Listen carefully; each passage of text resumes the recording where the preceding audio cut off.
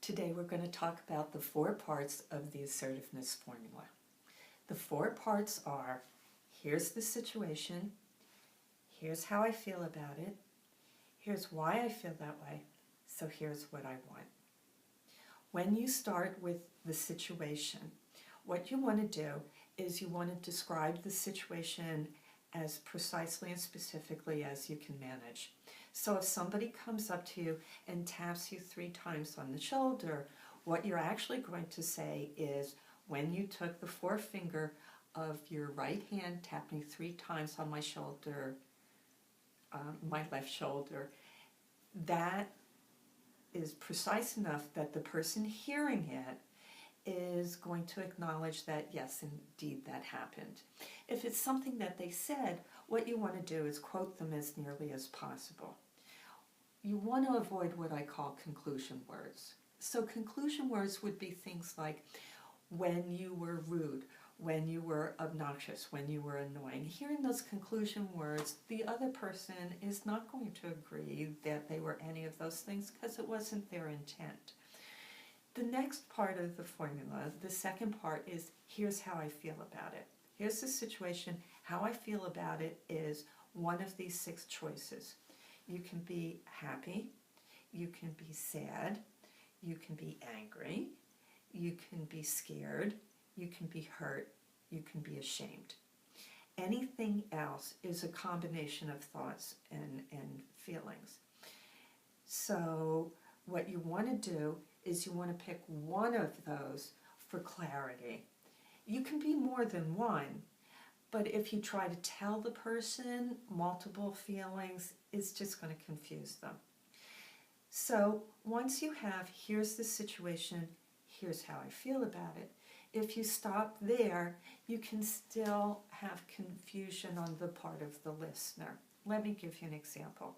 If after saying, when you came up to me and tapped me 3 times on the shoulder, you know, what I said before, and you say I was hurt, that's going to be confusing to the other person.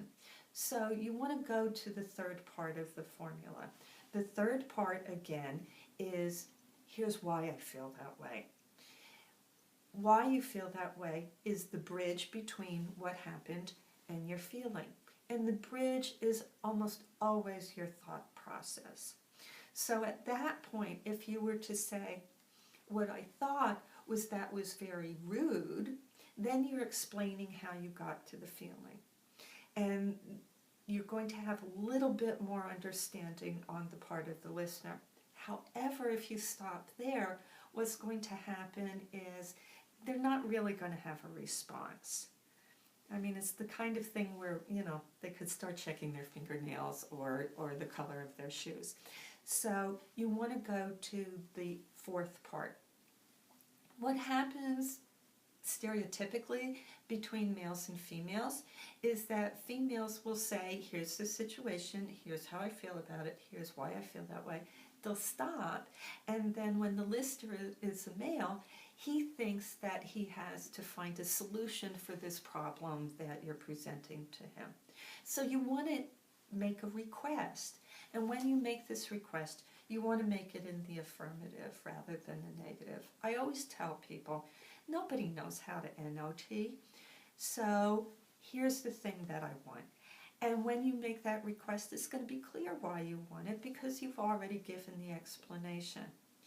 And for what it's worth, it's okay to ask for exactly what it is that you want.